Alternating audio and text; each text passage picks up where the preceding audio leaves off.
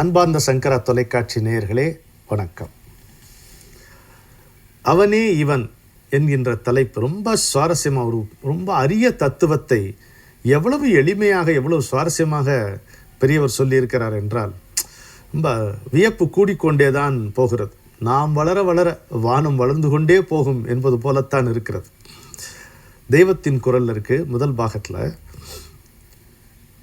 ஒரு ஞானி, என்னை போல சராசரிக்கும் கீழான ஒரு மனிதன், இடையிலே கடவுள், உலகம். உலகனே கதாபாத்திரங்களே நம்முடைய வாழ்க்கையில்னு பார்த்தோம்னா எல்லாம் தெரிந்த ஒரு ஞானி, எதுவுமே சரியாக தெரியாது என்னை போல ஆட்கள். நாங்கள் ரெண்டு பேருமே ஒரே உலகத்தில் இருக்கிறோம். ரெண்டு பேருக்குமே ஒரு கடவுள்னு ஒன்று இருக்குது, இறைவன் ஒன்று இருக்குது. இதாங்க பிளாட்டு. இதை வச்சுட்டு எப்படி பின்றார் பாருங்க. ஞானிக்கு எப்படி? அவனுக்கு தன்னுடைய ஆத்மஸ்வரூபம், தன்னுடைய ஆன்ம நிலையை தவிர வேறு எதுவுமே தெரியாது அவனுக்கு. அவன் he dismisses the premise of the existence of the world. அவனுக்கு உலகமே கிடையாது, எதுவுமே கிடையாது, ஜகம் என்பதே கிடையாது அவனுக்கு. சரியா? ஆத்மஸ்வரூபத்தை தவிர வேறு எதுவுமே அவனுக்கு கிடையாது. ஒரே பரமாத்மா தான் இத்தனையாகவும் தெரிகிறது என்று கண்டுகொண்டவன் வெளியிலே தெரிகிற தோற்றத்தை மாயை அப்படின்னு தள்ளிவிட்டு உள்ளேயே அவன் ஒன்றி இருக்கிறான், பரமாத்ம ஸ்வரூபத்திலேயே லயித்திருக்கிறான். இது ஞானியினுடைய நிலைமை. அவன் இந்த உலகத்தை மாய உலகம் என்று தள்ளிவிட்டதால் அவனுக்கு அஜெண்டா எதுவும் கிடையாது, ப்ரொப்போசல்ஸ் எதுவும் கிடையாது, ப்ரோக்ராம்ஸ் எதுவும் கிடையாது. சர்வாரம்ப பரித்தியாகின்னு கீதையில் வரக்கூடிய அந்த வாக்கியத்துக்கு ஏற்ப ஞானி இருக்கிறான். இந்த உலகத்தில் ஞானிக்கு காரியங்கள் கிடையாது. அப்புறம் அவன் மூலம் காரியங்கள் நடக்குன்னு அதெல்லாம் வேற விஷயம். ஞானிக்கு காரியங்கள் கிடையாது. தான் இதை செய்யணுன்ற நினைப்பு, விருப்பம் எதுவும் அவனுக்கு கிடையாது. சரி, பார்க்கிறவன், பார்க்கப்படுகிற வஸ்து, பார்வை, இவையெல்லாம் ஒன்றாக அடங்கி போனவனுக்கு காரியம் எப்படி இருக்க முடியும்? எனவே அவன் பிரம்மமாகவே இருக்கிறான். எந்த பிரம்மத்தை தன்னுடைய ஆத்ம தரிசனமாக ஞானி காண்கிறானோ அந்த ஆத்ம தரிசனத்தின் விளைவாக அந்த பிரம்மமாகவே அவன் இருக்கிறான் என்று உபநிடதங்கள் கூறுகின்றன என்று ஞானியை பற்றிய கட்சி வைக்கிறார். சரி, பிரம்மத்துக்கு காரியம் இல்லை. சரிப்பா, அவர் சொல்லிட்டார். இந்த மாய உலகத்தில் அகப்பட்டு கொண்டு நம்மளாம் காரியம் செஞ்சிட்ருக்கோம். நமக்கு எப்பவும் காரியம் இருக்கு. பனி தீராத்த வீடு அப்படி மலையாளத்தில் ஒரு சினிமா வரும். இது மாதிரி நமக்கு வேலை முடியவே கிடையாது. எப்போதும் வேலை வேலை. அதில் சில சமயம் நம்ம பெருமை வேறு அடிச்சுக்குவோம். அவ்வளோதான். நான் எப்போ வேலையில் ஐம் ஒர்க்கஹாலிக். அது ஒரு நல்ல ஆட்ரிபியூட்டே கிடையாது. அது பரிதாபத்திற்குரிய ஒரு விஷயம். எப்போதும் ஏதோ ஒரு காரியங்களை செஞ்சு கொண்டே இருக்கும். We are chasing things. அதை ஒரு பெரிய விஷயமாக நம்ம கொண்டாடி கொண்டு இருக்கிறோம். என்ன செய்கிறோம்? நம்ம காரியங்களில் வெற்றி வர வேண்டும் என்பதற்காக ரொம்ப அழகாக ஒரு வார்த்தை சொல்கிறார் பாருங்க. ஈஸ்வரன் என்ற ஒருவனை பூஜை செய்து கொண்டிருக்கிறோம். அவன் காரியங்களை நடத்தி தர வேண்டும் என்று அவனை பிரார்த்திக்கிறோம். அவனும் இந்த பிரார்த்தனைக்கு செவி மடுக்கிறான், செவி சாய்க்கிறான். அப்போ என்ன தெரிகிறது? பிரார்த்தித்தால் ஈஸ்வரன் நடத்தி தருகிறான். when you address the attributeless Brahman, there is a response என்று தெரிகிறது. There is a response from that Brahman which is devoid of all quality and attributes. அங்கிருந்து ஒரு ரெஸ்பான்ஸ் வருகிறது என்று நமக்கு தெரிகிறது. அப்போ இந்த ஈஸ்வரன் சொல்கிறோமே, அவன் தான் எல்லா காரியங்களையும், அவன் காரியங்கள் இல்லாமல் இருப்பவன் அல்ல என்று நமக்கு புரிகிறது. நம்ம பிரார்த்தித்தாலும் பிரார்த்திக்காவிட்டாலும் இந்த அண்ட பகிரண்டங்களை எல்லாம் இப்படி ஒழுங்காக அமைத்து அவற்றை நடத்தி நிர்வகிப்பவன் ஈஸ்வரனே என்று புரிகிறது. எல்லா உயிர்களுக்கும் சோறு போடுகிற அன்னதாத்தா அவன் என்றும் நமக்கு தெரிகிறது. சரி, ரெண்டாச்சு. நம்ம நடுவில் நம்மளையும் தொட்டு காட்டிட்டார். எப்போ ஒரு கேள்வி கேட்குறாரு. இப்போ இந்த காரியமே இல்லாத பிரம்மம் வேறு, இந்த காரியங்கள் செய்கின்ற ஈஸ்வரன் வேறு அப்படின்னு எடுத்துக்கொள்வதா அப்படின்னு கேட்குறாரு. அதுக்கு ஞானியை தானே சாட்சியாக வச்சோம். அவன் ஆத்மஸ்வரூபத்தில் தன்னை பிரம்மமாக காண்கிறான். பிரம்மத்திற்கு காரியம் எதுவும் கிடையாது. அப்போ இங்கே ஒரு ஈஸ்வரன் நம்ம பிரார்த்திக்கிறோம், ரெஸ்பான்ஸ் வருகிறது, இந்த அண்ட பகிரண்டங்கள் எல்லாம் இயங்குகின்றன. அப்போ இந்த பிரம்மம் வேற, அந்த ஈஸ்வரன் வேறையான்? இல்லை அப்படிங்கிறார்.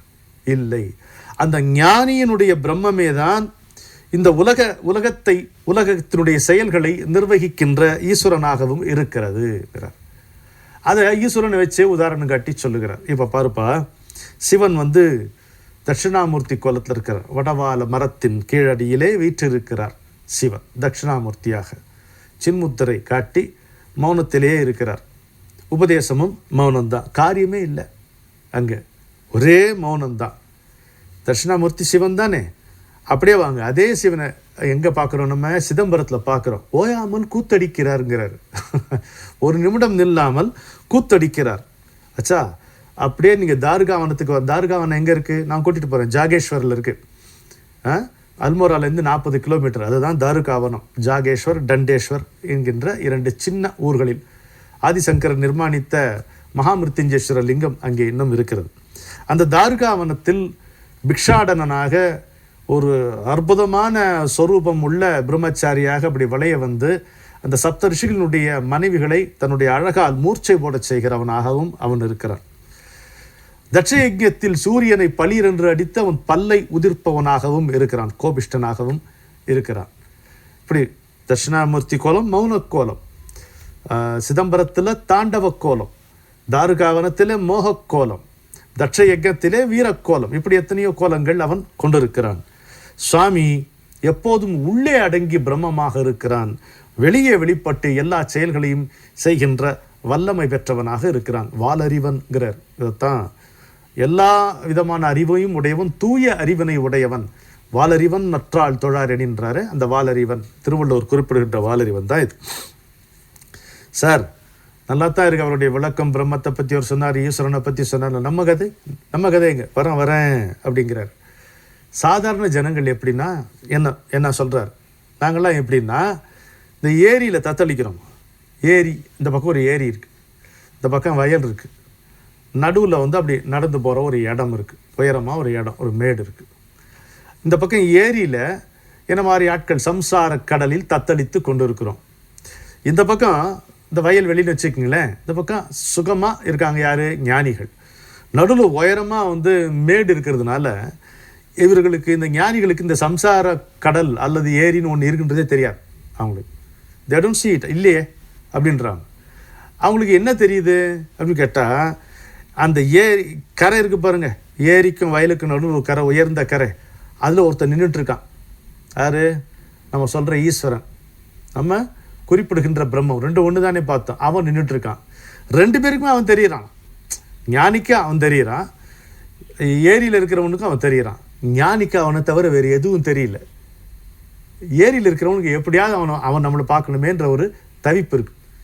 சம்சார கடலிலே நீந்தி இருப்பவனுக்கும் கடவுள் தெரிகிறான் என்றால் கடவுள் தேவைப்படுகிறான், நம்பிக்கை பூர்வமாக இருக்கிறான். ஞானிக்கு கடவுள் தன்னுள்ளே இருக்கக்கூடிய மௌனமாக நிச்சலன நிலையாக தெளிவாக தெரிகிறான், இல்லையா? கடவுளுக்கு 2ம் தெரிகிறது. அவனுக்கு ஞானியும் ஒன்று தான், நானும் ஒன்று தான். கடவுளுக்கு பிழைச்சேன் நான், ஞானியும் ஒன்று தான். என்னை போன்ற சராசரிக்கும் கீழான மனிதர்களும் கடவுளுக்கு ஒன்று தான். He is equidistant to all. மனிதனோ அசுரனோ தேவனோ புழு பூச்சியோ எல்லாவற்றுக்கும் சமமான தொலைவில் இருக்கக்கூடியவன் அவன்தான் ஈஸ்வரன், அவன்தான் பிரம்மம் என்று நாம் புரிந்து கொள்ளுகிறோம். தெரியும், இந்த உலகை தாண்டிய இந்த நிலையும் அவனுக்கு தெரியும். அது மட்டும் இல்லை, அது தத்தளித்து கொண்டிருக்கிறானே, மூழ்கி கொண்டிருக்கிறானே, அவனை தூக்கி கரையிலே போடு என்று இந்த ஞானிக்கு கட்டளையிடவும் அவனுக்கு தெரியுங்கிறார். ஆமாம், எல்லா ஞானிகளும் வந்து நம்முடைய கண்ணில் படாமல் மறைந்தவர்களா? இதோ இருக்காரு, மறைஞ்சார், நம்ம கூட தான் இருந்தார். எதற்காக? நமக்காக. அப்போ அவருக்கு கடவுள் இட்ட கட்டளை, நீ இங்கேயே இருந்து, காட்டிலே போய் யார் கண்ணிலும் படாமல் இருந்து விடாதே, இங்கே இருந்து தத்தளிக்கின்ற மக்களுக்கு கை கொடுத்து அவர்களை தூக்கி இந்த கரையிலே இழுத்து போடு. ரொம்ப இது வந்து இந்த வாசகம் வந்து அவர் சொல்லுகின்ற வாக்கு மூலமாகவே இருக்கிறது. ஏரியில் முழுகுகிறவனை தூக்கி போடு என்று வயலில் இருக்கிறவனை கூப்பிட்டு அவர் சொல்ல முடியும், கடவுளால் அதை சொல்ல முடியும் என்கிறார். ரொம்ப அற்புதமான ஒரு கருத்து பாருங்க. எல்லாம் வந்து தானே என்று கடவுளுக்கு தெரியும். ஆனால் அவரை வேறாக நினைத்து கொண்டிருக்கின்ற மனிதர்களுக்கு வேடிக்கை காட்டி அப்படியும் தென்படுத்துவார். இதில் வந்து சிவலீலா அர்ணவத்தில் அழகான ஒரு ஸ்லோகம், நீலகண்ட தீட்சிதருடைய ஸ்லோகத்தை இங்கே குறிப்பிட்டு சொல்லுகிறார். ஏன்பா, பிட்டுக்கு மண் சுமந்து பெரம்படி வாங்கினவன் நீ, அந்த பெரம்படி எல்லார் முதுகிலையும் விழுந்தது, ஒத்துக்கிறேன், உன்னுடைய வல்லமையை ஒத்துக்கிறேன்.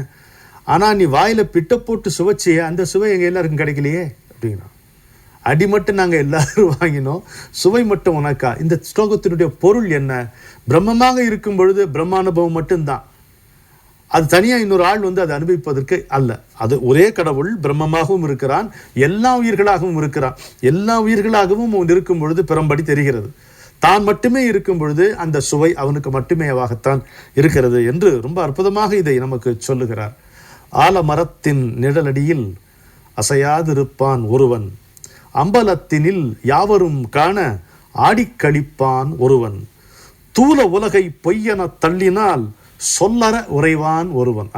தூல உலகை பொய்யென தள்ளினால் சொல்லற உறைவான் ஒருவன், துன்பம் இன்பம் எதிலும் நிழலாய் துணையாய் வருவான் ஒருவன், அக்கறையின்றி பிச்சை ஏந்தி அலைந்து திரிவான் ஒருவன். இல்லையா, பிச்சாண்டி அவன் தானே. அக்கறையின்றி பிச்சை ஏந்தி அலைந்து திரிவான் ஒருவன், அழகு மகளிர் அயர்ந்து விழுந்திட ஆணாய் நடப்பான் ஒருவன். தாருகாவனத்துல பிரம்மச்சாரியாக வருகிறான். எக்குரலுக்கும் செவி கொடுக்காமல் ஏகாந்தத்தில் ஒருவன், அது பிரம்மமாக இருக்கிறான். No attitude.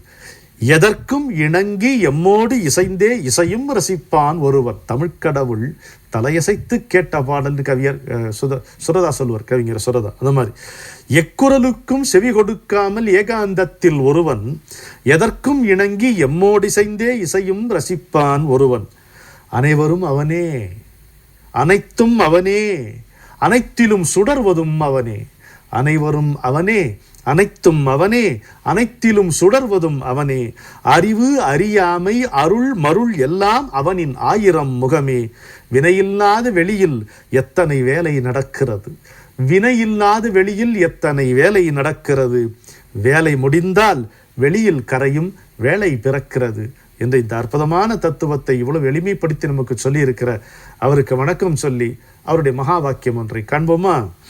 பிரம்மம் என்பது நிறமில்லாத ஒளி, அதில் செயலே இல்லை, ஆனால் எல்லா செயல்களுக்குமான எல்லா சக்தியும் அதில் தான் இருக்கிறது. நீங்கள் இப்படி கூட எடுத்துக்கொள்ளலாம், பிரம்மம் தான் சிவன், ஈஸ்வரன் தான் சக்தி என்றும் எடுத்துக்கொள்ளலாம். இல்லையா, கைனட்டிக், டைனமிக், இனர்ட் இதெல்லாம் சயின்ஸில் சொல்கிறோம் இல்லையா. அது மாதிரி அசையாமல் அசைவிக்கும் சக்தி, அசைகின்ற சக்தி ஒன்று. இந்த எல்லாவற்றையும் இயக்கி கொண்டிருக்கிறதா, இந்த இயக்கத்துக்கு ஒரு ஆதாரம், அது சிவன். இந்த இயக்கம் அது சக்தி. வெற்று காகிதமே வெறும் சிவம் என்கின்றோம், வீசுகின்ற காற்றில் அது வீரசக்தி நாட்டியமாம், சற்றும் அசைவின்றி சாலை கிடக்கிறது, சங்கீத காற்று வந்தால் சக்தி ஆட்சி நடக்கிறது. எப்படி இருக்கு பாருங்க. சின்ன பொறியினிலே திருமுருகன் பிறந்ததுவும், சுண்ணாம்பு காலவாய் ஓர் தமிழ் சொல்லால் குளிர்ந்ததுவும், சிறு குருவி இலை தைத்து சிறு வீட்டில் வாழுவதும், சினம் கொண்ட மதையானை இடமின்றி திரிவதும், எறும்புக்கு சுறுசுறுப்பும் சேவலுக்கு பெருந்திமிரும், எவர் சொல்ல முடியுமடா, எவர் சொல்லி வந்ததடா, அன்னை மகாசக்தி ஆடுகின்ற ஆட்டமடா, அவள் போக்கை யார் அறிவார், அதை நாம் யார் பகுத்தறிவர். மௌனமாய் இருக்கும்போது சிவம், மொழி என்று வந்தால் சக்தி, சொல் என்று வந்தால் சக்தி, அதில் பொருளாகி உறைந்தால் சிவம். இப்படி மாறிக்கொண்டே தானே போகிறது சிவனும் சக்தியும். அதனால தான் அந்த கைலாஷ்னா சிவனும் சக்தியும் ஆடுகின்ற இடம் என்று பொருள். அப்படி ரெண்டுமே ஒன்று தான். அசையாத நிலையும் அசைவிக்கும் நிலையும் ரெண்டும் ஒன்று தான்.